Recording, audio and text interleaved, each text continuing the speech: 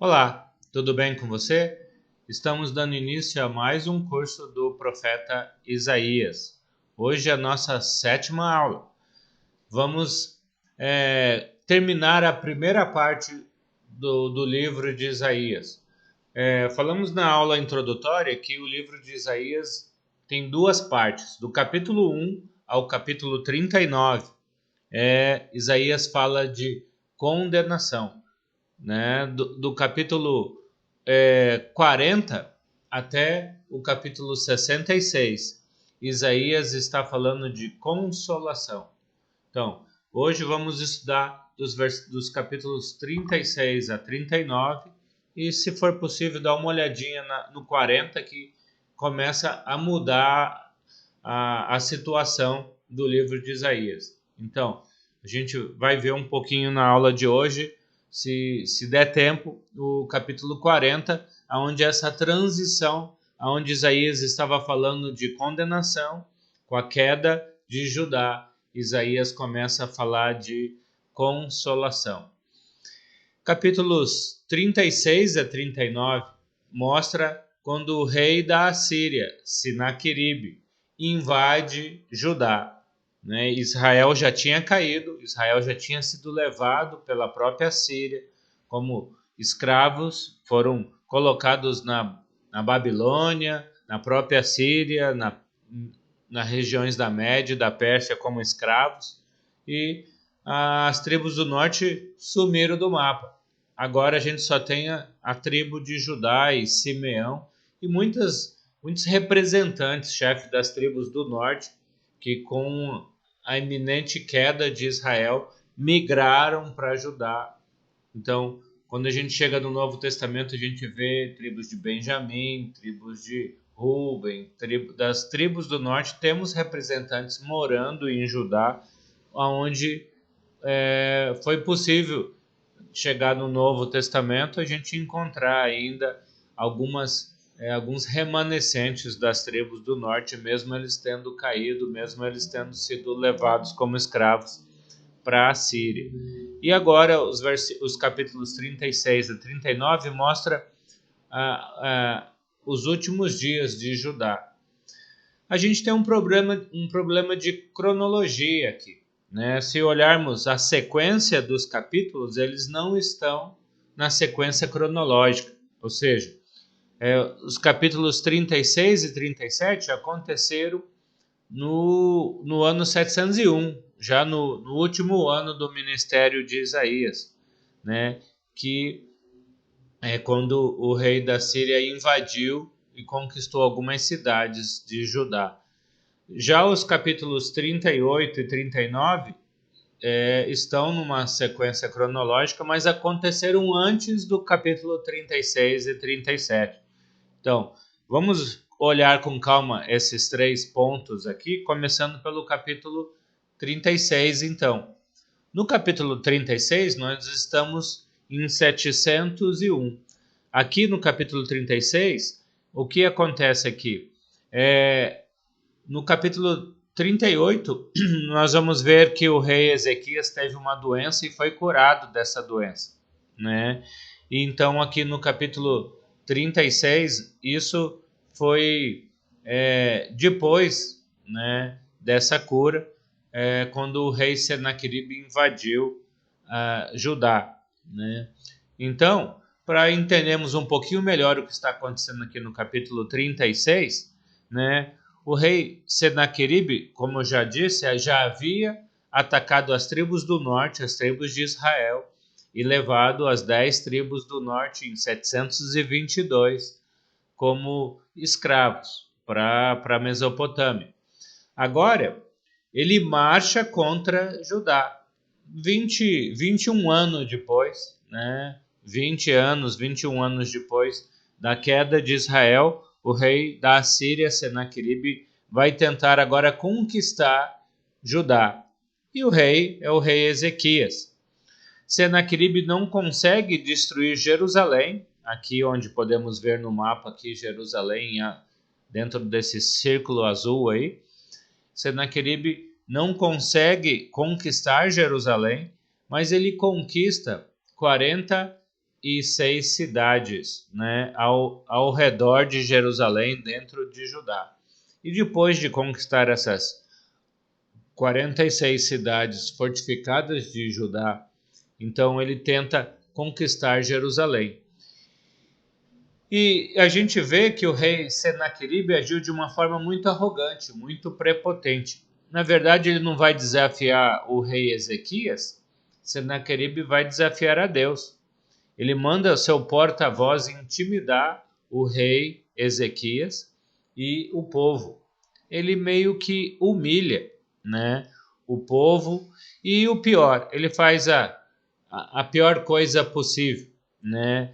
Ele fala que ele já tinha conquistado todas as tribos do norte, ou a Síria já tinha conquistado todas as tribos do norte. Ele já tinha conquistado 46 cidades de Judá. E ele fala: quem é o Deus que é poderoso o suficiente? Se você ler com calma, capítulo 36, versículos 18 a 20, ele vai falar: quem é o rei poderoso o suficiente para defender Jerusalém da minha mão? Que Deus que pode conseguir? Quem é o Deus que pode conseguir me impedir?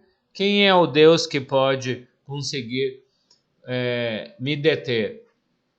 Então, capítulo 36, vemos essa ironização que o rei Senaqueribe faz contra Ezequias e, acima de tudo, contra Deus. Convido você a ler com calma todo o capítulo 36 e principalmente os versículos 18 a 20, e você vai ver Senaqueribe, então, blasfemando contra Deus, desafiando Deus para proteger Judá.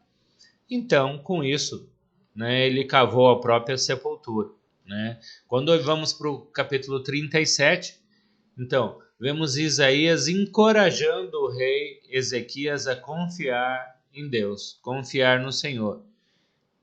Isaías dá segurança para o rei Ezequias que Deus não permitiria ser blasfemado, humilhado pelo rei da Síria. Então, Ezequias ora a Deus e pede proteção, né? Pede justiça contra o rei da Síria para a própria glória de Deus, uma vez que o rei havia profanado, blasfemado contra Deus, desafiado Deus e impedi-lo de atacar Judá. Versículos 21 a 38 do capítulo 37. Deus declara que por causa dessa arrogância do rei assírio, né, ele destruiria a Síria, ele iria impedir o rei de conquistar Jerusalém, Deus iria proteger Jerusalém. Capítulo 37, versículo 36, a Bíblia vai falar que Deus, então, mandou um anjo, né?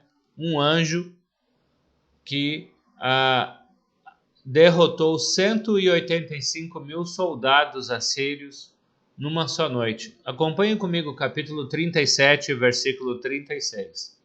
Então, o anjo do Senhor saiu e matou 185 mil homens no acampamento assírio. Quando o povo se levantou na manhã seguinte, só havia cadáveres. Então, os israelitas de Judá, ou os judeus, não precisaram fazer nada. O fato de Senaqueribe ter desafiado a Deus, ele teve que lutar contra Deus. E não existe luta contra Deus, né? Simplesmente amanheceram 185 mil soldados mortos da noite para o dia. Isso fez com que Senaqueribe se assustasse muito, visse que ele tinha feito besteira, desafiando o Deus de Israel, e volta para a Síria.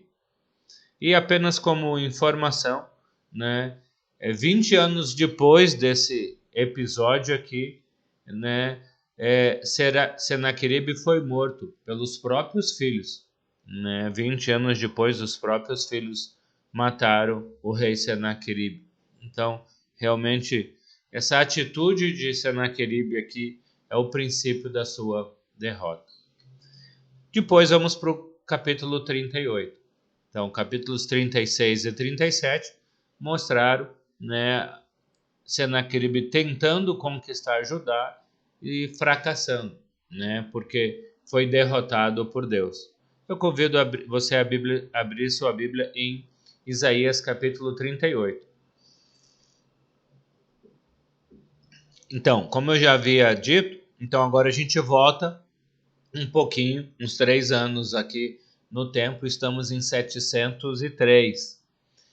É quando o rei Ezequias fica doente, né? E Deus, através de Isaías, fala para Ezequias que ele iria morrer.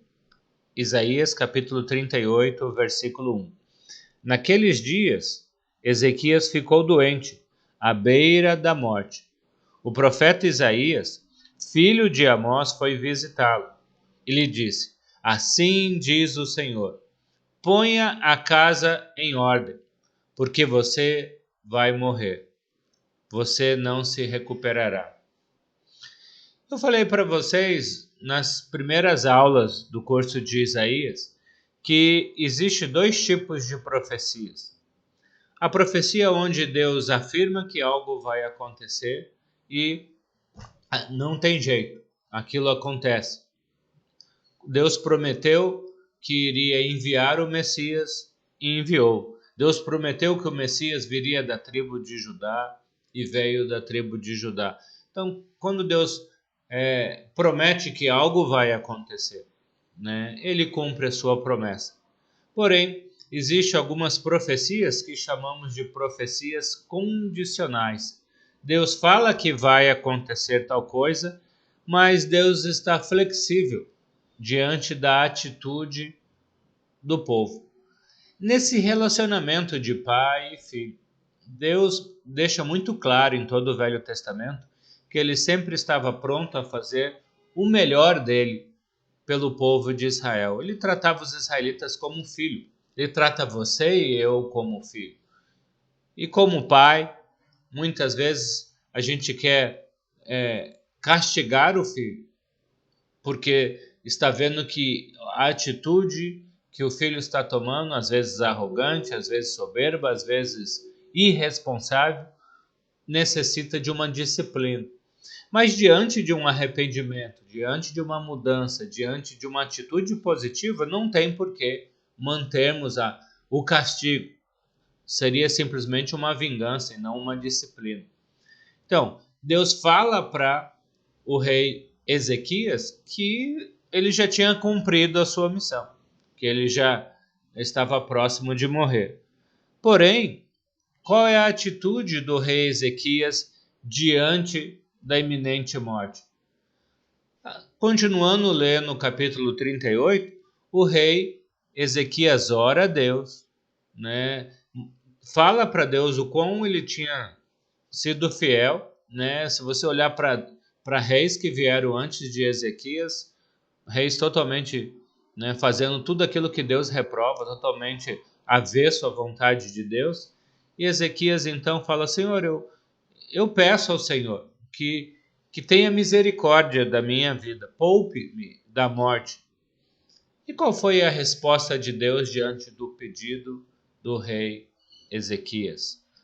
Versículo 5 do capítulo 38. Deus fala para Isaías: Vá dizer a Ezequias, assim diz o Senhor, o Deus do seu antepassado Davi. Ouvi sua oração e vi suas lágrimas. Acrescentarei 15 anos à sua vida. Um capítulo de esperança, um capítulo de amor, um capítulo de misericórdia, que mostra quem é o nosso Deus. O nosso Deus não é um Deus de vingança. O nosso Deus não é um Deus inflexível. O nosso Deus não é um Deus que está pronto para punir e destruir qualquer pessoa pura e simplesmente. Deus é um Deus de amor que promete castigar, mas diante do arrependimento do seu povo, ele não pune. Deus promete fazer algo, mas diante da mudança de vida e de atitude das pessoas, Deus também muda e faz o melhor para nós. Deus falou que o rei Ezequias iria morrer, mas diante das orações, das súplicas do rei Ezequias, Deus voltou atrás e acrescentou mais 15 anos de vida ao rei. É um capítulo que mostra o amor e a misericórdia do nosso Deus, o quão Ele está pronto para nos ouvir.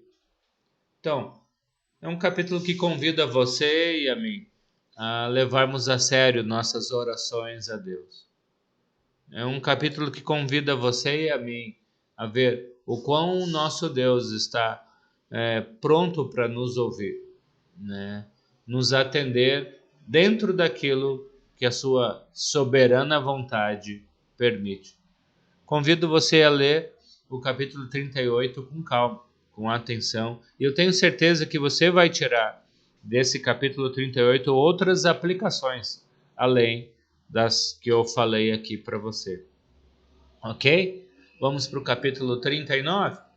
Então, na sequência aí, capítulo 39, no ano seguinte, 702, né? Lembrando que os capítulos 36 e 37 seria o ano seguinte, 701, quando Senaqueribe atacou o rei Ezequias. Agora a gente está um ano antes desse ataque. E a gente vê aqui o rei Ezequias pisando na bola. O que ele fez de desastroso aqui? Então, eu não sei, talvez ele se empolgou tanto com a sua recuperação que depois, quando o rei da Babilônia envia cartas e presentes, né, para o rei Ezequias, como uma maneira de demonstrar a surpresa e a alegria que o rei da Babilônia teve de ver a recuperação que Ezequias teve, desculpa, e ele manda presentes. E o que Ezequias, animado, entusiasmado com a visita, com os presentes do rei, faz? Versículo 2: Ezequias recebeu com alegria os enviados do rei da Babilônia e mostrou-lhes o que havia em seus depósitos: a prata, o ouro, as especiarias, o óleo fino, todo o seu arsenal e tudo que se encontrava em seus tesouros. Não houve nada em seu palácio ou em todo o reino em que Ezequias não lhe mostrasse. Então, o rei Ezequias vai mostrar para os representantes do rei da Babilônia tudo aquilo que ele tinha de mais precioso no palácio e no templo. Qual é o problema disso? Né? Qual é o problema de Ezequias ter mostrado tudo aquilo que ele possuía? Bom, provavelmente ele ativou a cobiça do rei da Babilônia em ter tudo aquilo. Provavelmente ele fez com que o rei pensasse: puxa, se a gente, né, ataca Judá, a gente tem muitas coisas a serem conquistadas ali. Só que nessa época, a Babilônia também estava ainda sob o domínio da Assíria, né? A Babilônia ainda não era uma grande potência. Mais tarde, 100 anos depois, a Babilônia vai atacar Judá e vai levar todo aquele tesouro. Tudo isso que foi mostrado 100 anos antes aqui com o rei Ezequias foi mostrado para a Babilônia. Vai pertencer à Babilônia no ano 606, mais ou menos. A gente está no ano 702. Então, 100 anos depois, a Babilônia vai atacar Judá e vai conquistar todos esses tesouros aqui.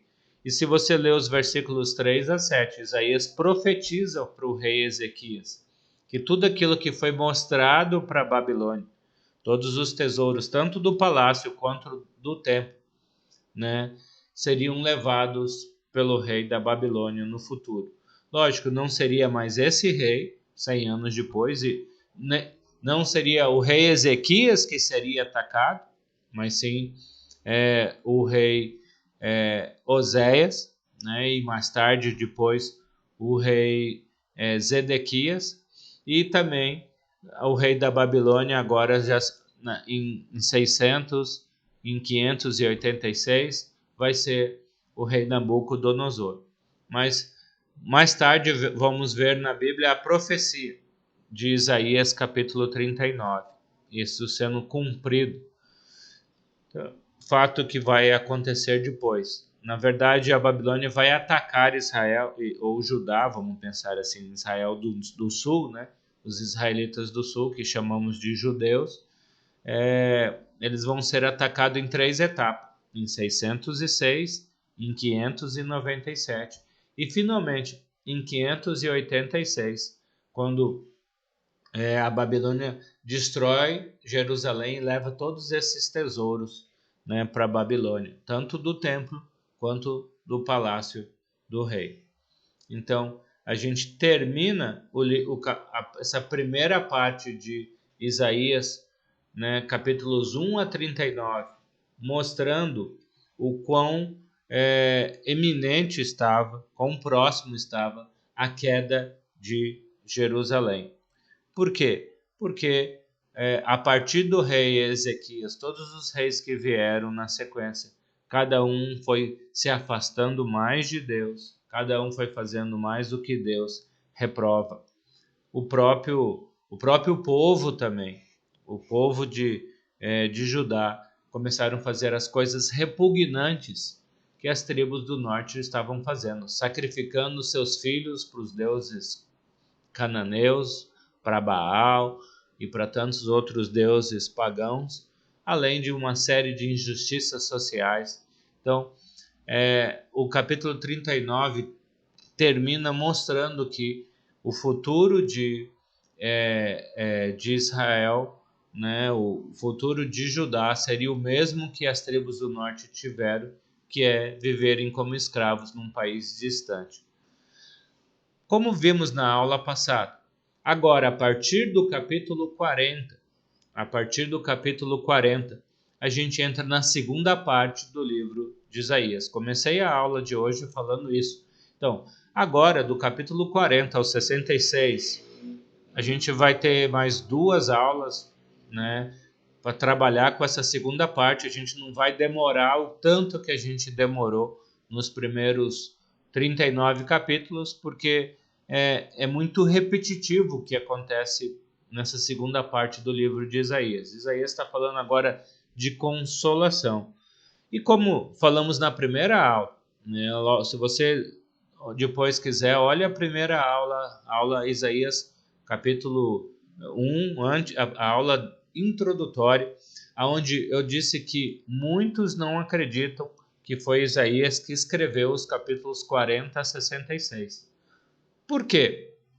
Por que algumas pessoas não acreditam que os capítulos 40 a 66 foram escritos pelo profeta Isaías?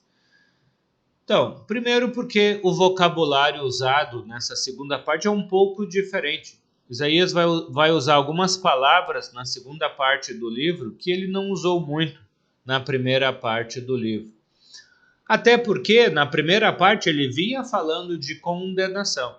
Ele estava mostrando o estado pecaminoso do povo, como que o povo estava afastado de Deus, como o povo estava distante de Deus, e agora ele começa a falar de consolação. E Isaías está nessa segunda parte do livro falando como que a Babilônia está dominando o mundo. Lembrando que ele está falando de coisas que estão acontecendo no ano 586. E na prática eles estão aí no ano 730, 720, né? Então, a Babilônia ainda não domina o mundo, mas Isaías está dizendo que a Babilônia dominou o mundo. A cidade da Babilônia não era uma potência mundial na época de Isaías, então e Isaías está falando como se ela fosse. Então, como que a gente pode refutar essas ideias aí de pessoas que vão dizer, não, esses capítulos 40 a 66 não foram escritos por Isaías, foram escritos por outro autor, muitos anos depois, talvez, né, no final da história de Israel. Bom, todos os manuscritos que foram encontrados, todos os escritos muito antigos que foram encontrados, e talvez o manuscrito mais famoso encontrado de Isaías são os manuscritos encontrados no Mar Morto, aonde encontraram em 1947 o rolo completo, com os 66 capítulos do livro de Isaías. Não existe espaço entre os capítulos 39 e 40, lembrando que a nossa Bíblia hoje é dividida em capítulos. Quando Isaías foi escrito era como uma carta, sem capítulos e versículos, um texto completo.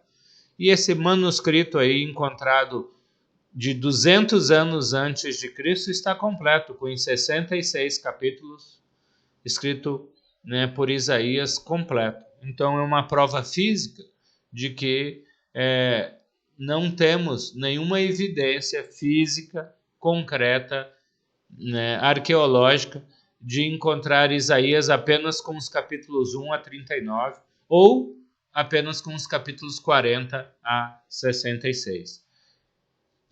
Outra prova concreta de que não existe essa divisão de capítulos ou essa divisão de 40 a 66 não foi Isaías que escreveu, porque o Novo Testamento considera Isaías como autor do livro todo. Você vai encontrar no Novo Testamento aproximadamente 80 versículos de Isaías. Isaías é um livro discorrido no Novo Testamento. Você vai ler vários textos do Novo Testamento que contêm citações do livro de Isaías. E você vai encontrar 50 citações dessa segunda parte do livro de Isaías. Na verdade, você vai encontrar mais citações dos capítulos 44 a 66 do que até da primeira parte, que quem não quer aceitar a segunda parte de Isaías como sendo de Isaías, né, só tem 30 citações, quase a metade do que a gente encontra da segunda parte do livro de Isaías no Novo Testamento. Então, e os próprios judeus sempre afirmaram que Isaías era o autor do livro como um todo. Você não vai encontrar nenhum judeu que está falando do livro de Isaías, um judeu considerado um historiador, dizendo que Isaías só escreveu a primeira ou a segunda parte do livro. Então, convido você a refletir sobre tudo isso. E, abrindo um parênteses aqui, né, aí é uma opinião, vamos dizer, pessoal minha. Na verdade, o motivo verdadeiro que alguns não acreditam no livro de Isaías, principalmente nessa segunda parte do livro, é por falta de fé. Eles não acreditam que seria possível Isaías, 100 anos antes do exílio babilônico, falar com tanta certeza, com tanta segurança, que Judá iria viver como escrava na Babilônia, que os judeus seriam levados para a Babilônia. Como eu já disse, quando Isaías escreveu em 703 essa história aí para o rei Ezequias, a Babilônia não era uma grande potência, né?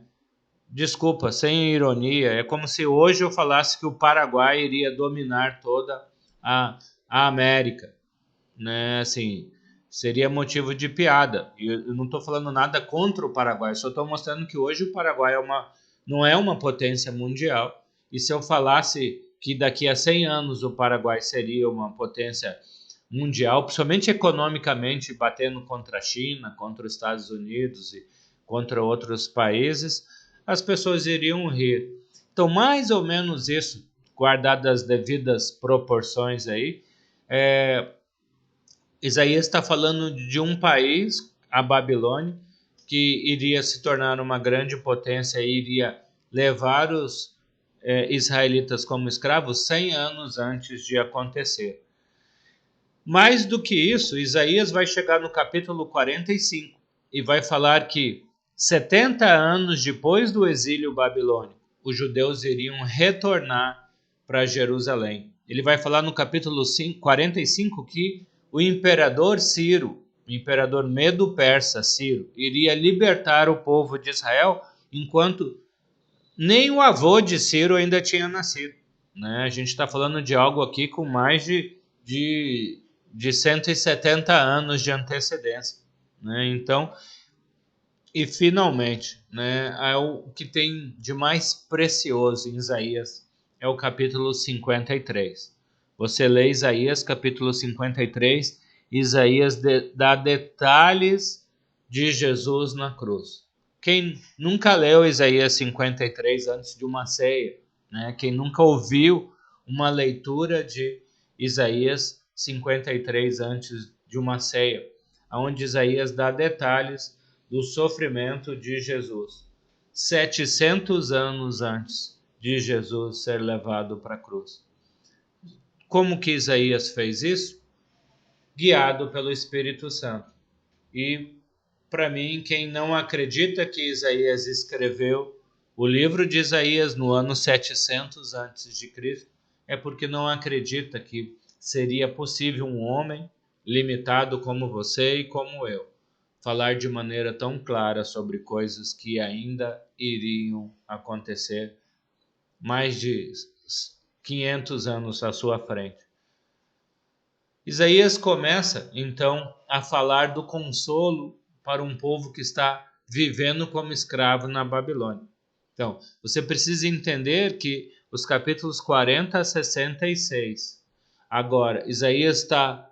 Isso ainda na prática não aconteceu, mas Isaías está falando como se Judá estivesse vivendo como escrava, os judeus como se estivessem vivendo como escravos na Babilônia. Assim como um dia eles foram escravos no Egito, agora Isaías está falando para um povo que não estava naquele momento, mas vai estar 100 anos depois na Babilônia como escravo. E agora, então, Isaías para de falar de condenação, porque eles já estão sofrendo, né, a consequência de terem abandonado a Deus, e começa a falar de consolo.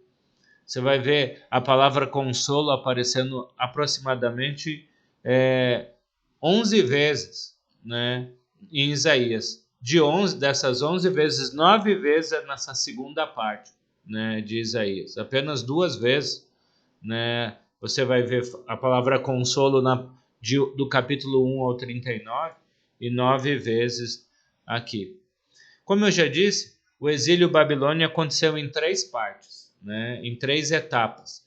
Primeiro, em 606, né, acontece a primeira invasão contra Jerusalém, contra Judá, onde Daniel e seus amigos são levados para a Babilônia. Você pode ler o livro de Daniel, capítulo 1. Daniel vai relatar com cuidado essa leva de judeus para a Babilônia. Depois, em 597, 598, mais ou menos, acontece uma segunda invasão, onde Nabucodonosor leva um grupo maior agora de judeus, inclusive leva o rei Joaquim como escravo para a Babilônia e deixa Zedequias, né, reinando. Você pode ler isso em 2 Reis, capítulo 17. Você pode ler em 2 Reis, capítulo 17. Só que Zedequias se rebela contra Nabucodonosor, tenta fazer aliança com o Egito para atacar a Síria, e aí, em 586, acontece a definitiva destruição de Jerusalém. 586 é a data que a gente usa como a queda de Judá, ou a queda de Jerusalém, porque em 586 o templo é destruído, os muros de Jerusalém são destruídos, né? E tudo é levado para a Babilônia, tanto o povo quanto os bens, se cumprindo, né, a profecia que Isaías fez para o rei Ezequias. Isaías 40 em diante está nessa etapa. Isaías está falando dessa fase aqui, quando alguns judeus então são levados, ou quase todos os judeus são levados para o exílio babilônico. Só que nem todos. Alguns judeus, durante esse ataque da Babilônia contra Jerusalém, fugiram para o Egito. E o profeta Jeremias foi levado contra sua vontade para o Egito com um grupo de pessoas. E quando você lê Isaías capítulo 40, versículos de 1 a 7, a gente vê a profecia de que o exílio babilônico duraria aproximadamente 70 anos, né? Então, durante esses 70 anos, né, depois de 70 anos, Deus ia permitir, como eu já falei, que os judeus voltassem para a cidade de Jerusalém. Capítulo 40, versículos 9 a 11, Deus fala que agiria como um guerreiro. Ele faria aquele povo fraco e abatido poder voltar para Jerusalém.